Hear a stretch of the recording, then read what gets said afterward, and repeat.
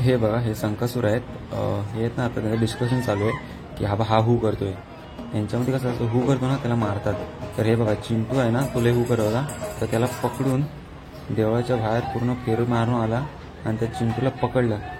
हा तो चिंटू नाही आहे, चिंटूची व्हिडिओ दुसरी पुढे आहे बघा, शेवटपर्यंत आहे. त्याला असं पकडून मारतो, माफी मागायला लावतो, पाया वगैरे पडायला लावतो, ते पण ऑन स्टेज. तर व्हिडिओ शेवटपर्यंत बघा.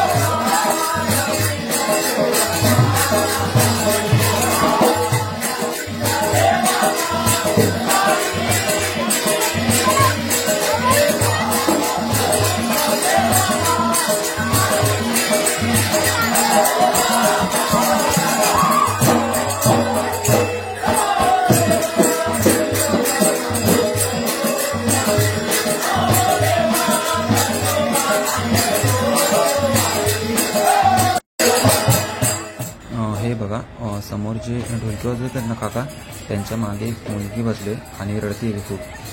त्याचं कारण हे की ती घाबरले, कारण की ती आणि तिची आई माझ्या बाजूला बसले आहेत. बट जेव्हा संकासुरांची एंट्री झाली ना, तेव्हा ती मम्मीपाशी होती, तर उठून ती गेली आणि पप्पांच्या मागे लपले.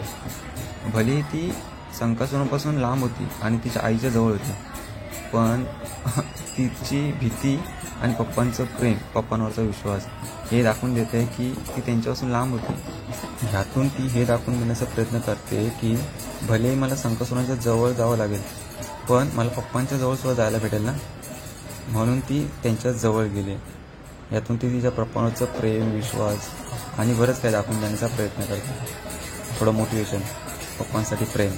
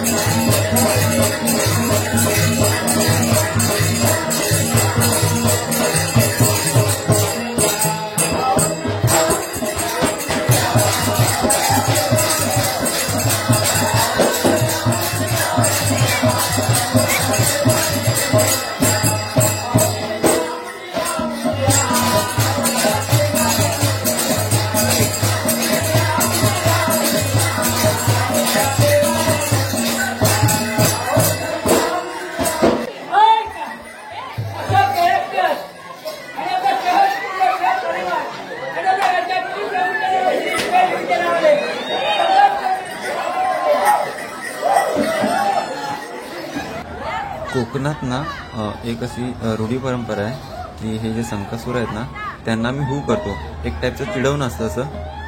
त्याच्यामागे रिझन काही आय डोंट नो, पण आम्ही त्यांना हू बोलतो. मग त्यांना राग येतो. मग राग आल्याने मग ते आम्हाला मारायला लागतं. चाबूक आहे ना त्यांच्या हातात, ते त्यासाठी आहे. म्हणजे अजून काही कारणास्तव आहे, बट ते त्यासाठी आहे. तर आता बघा ते कसं काय करतात, कोणाला मारतात हू बोलल्यावरती. तर एकाला पकडून मारतात. तर बघा व्हिडिओ शेवटपर्यंत.